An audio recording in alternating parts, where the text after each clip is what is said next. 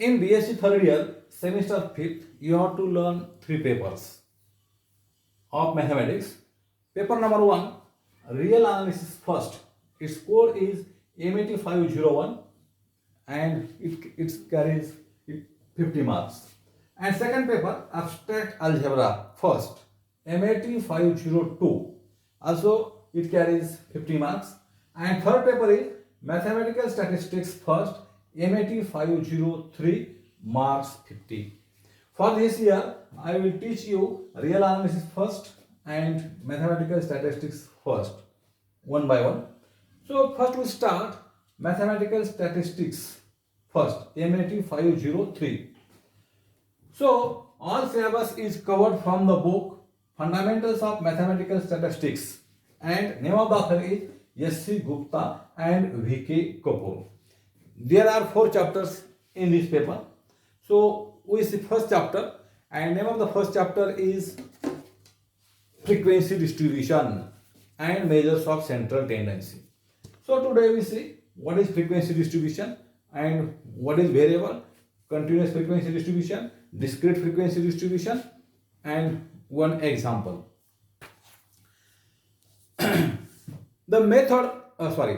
The subject matter of statistics is generally numerical facts, and the information obtained in any statistical investigation in its original form is called raw data. The facts which can be presented in numerical forms are based around 2 types of observations. First is qualitative characteristics and quantitative characteristics. There are 2 types of characteristics, qualitative characteristics and quantitative characteristics.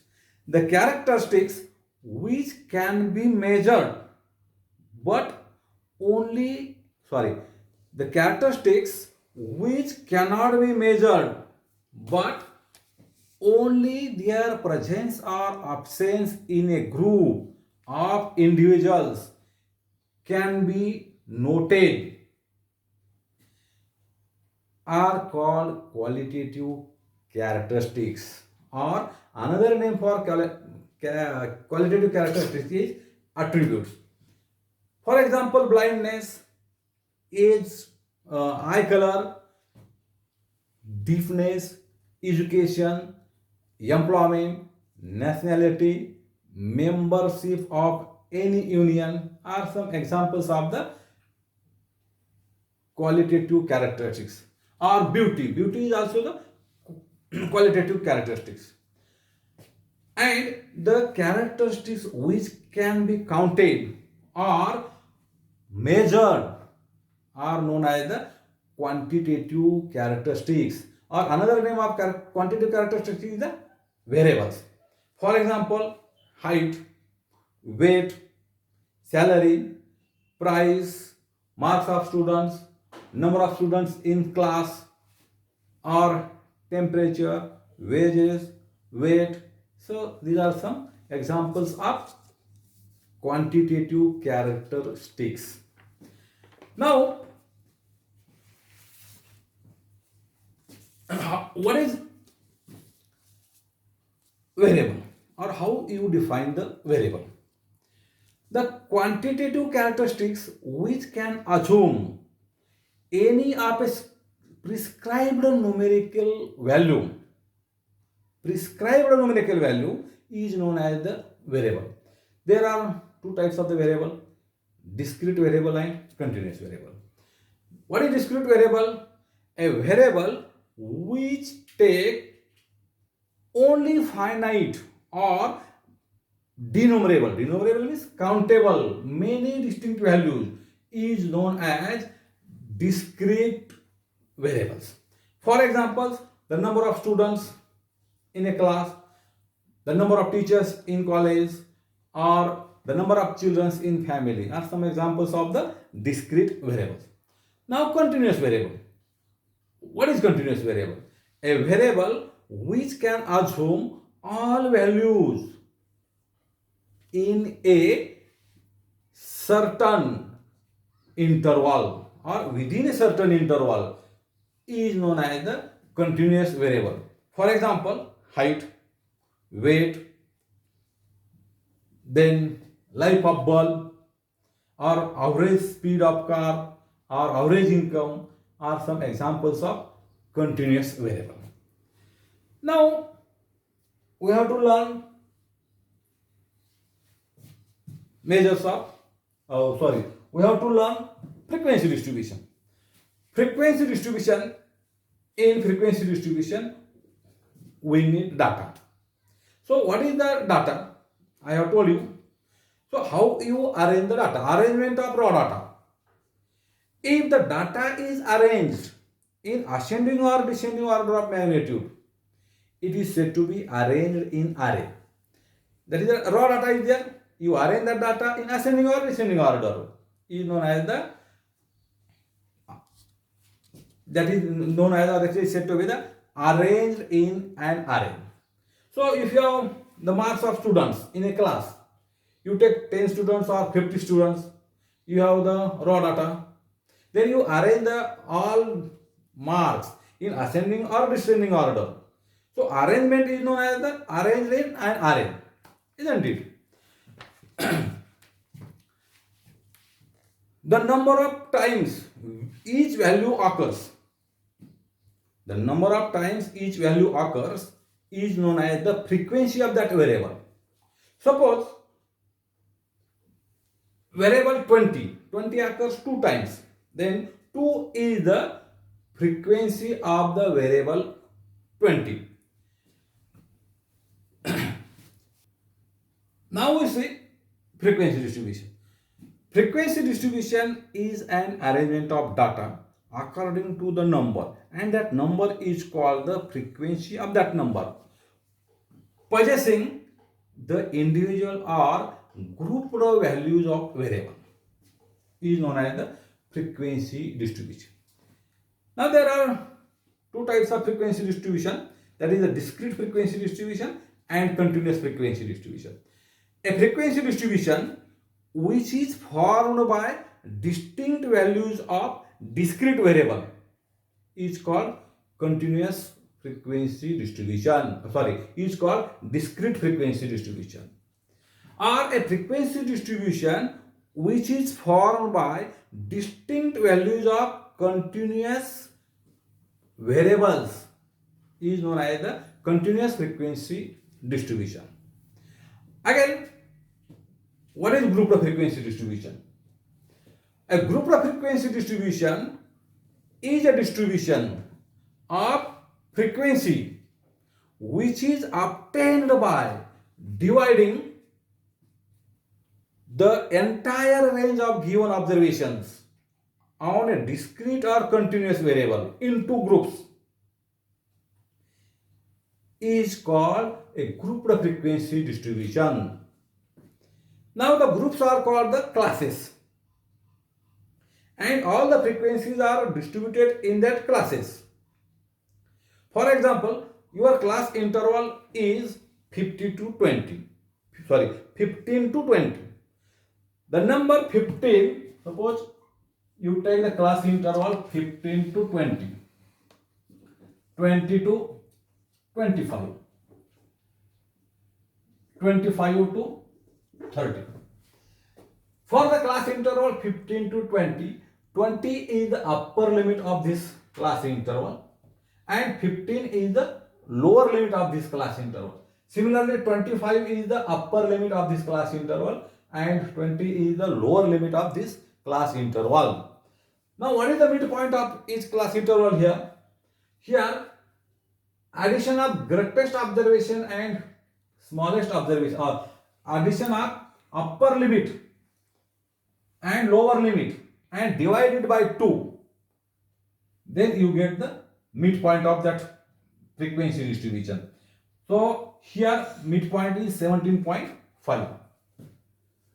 Now what is the magnitude of the class interval? Greatest frequency, 20 minus 15.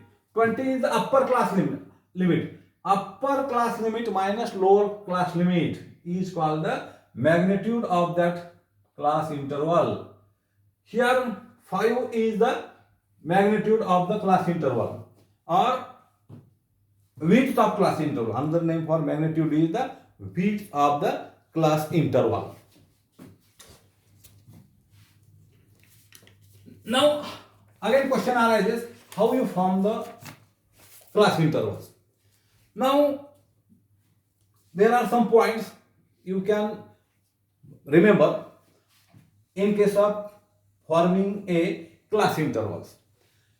You take class intervals, you take suitable class intervals, you take the class intervals of equal magnitude, then you take the frequency of class interval in one class interval, means you don't take the frequency of the class interval in both intervals, or the class intervals should be non-overlapping. So you don't take the class intervals very large or very low. So these are some points in case of preparing a frequency distribution of class intervals. Now we see example. We consider one example. So you consider the marks of 50 students in statistics as below.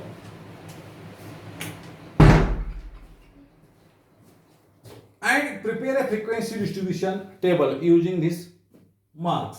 So marks are out of 50, 25, 20, 19, 10, 15, again 15, 0, 23, 45, 16, 20, 25, 10, 15, 20, 45, 19, 16, 26, 19, 0, 23, 22, 26, 25, 30, 28, 15, 19, 10, 30, 20, 22, 25, 30, 15, 19, 16, 25, 15, 30, 20, 25, 45, 40, 26, 20, 30, 15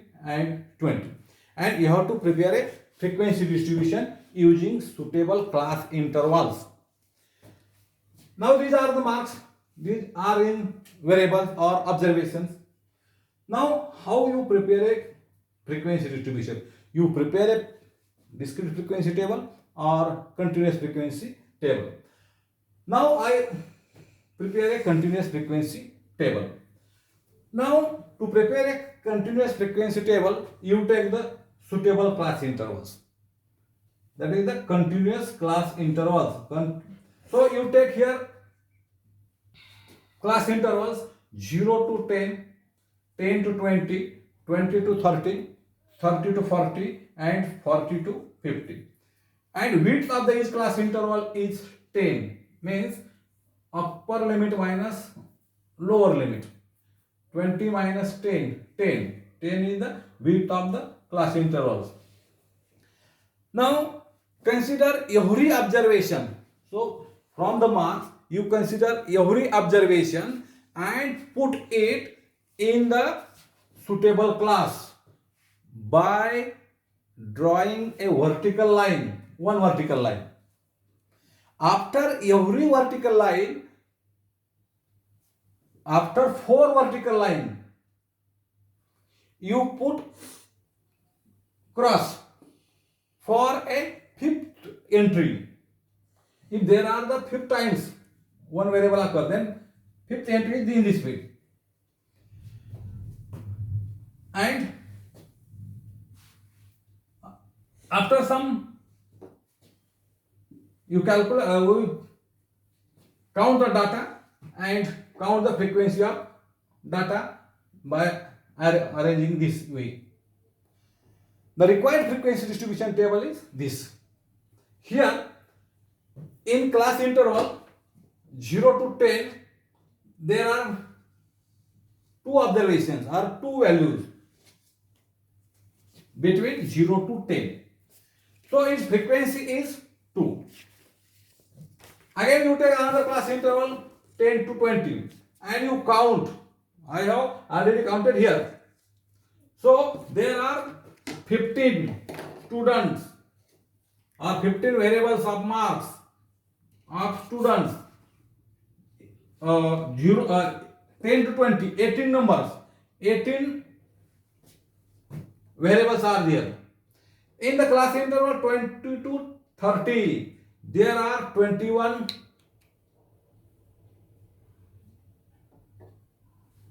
variables. So you remember, in the class interval 20 to 30, 20 is included in that interval, but 30 is not included in that interval. So you remember this. And in the class interval 30 to 40, you observe there are 5 variables and you can put in this way. Again there are 4 students between the class interval 40 to 50. So these 4 vertical lines. Fifth vertical, if there is fifth variable, then you cross in this way, fifth variable. But there are 4 students, only 4 vertical lines. And total students are 50. So you count this or sum this, then total is 50. And you remember that sum of all frequency is denoted by capital N. And here capital N is the 50. 50 students are. Again, how you find the cumulative frequency distribution? There are 2 types, less than cumulative frequency or greater than cumulative frequency. Here, suppose F, capital F is the cumulative frequency or Fn is the cumulative frequency, n is any number. Then F1 plus F2 plus up to the Fn minus 1. So in this way, you find the cumulative frequency. Here 2. Then 2 plus 18, 20. 20 is equal to 2 plus 18. Then here 2 plus 18 plus 21 means 41. Again 2 plus 18 plus 21 plus 5, 46. 2 plus 18 plus 21 plus 5 plus 4, 50. So in this way, you write the cumulative frequency. So we see what is variable, what is continuous variable, what is discrete variable, continuous frequency distribution, discrete frequency distribution, what is class interval, width of the class interval, and one example to prepare a frequency distribution table. And what are the points to be borne in mind to prepare a frequency distribution table? So thank you.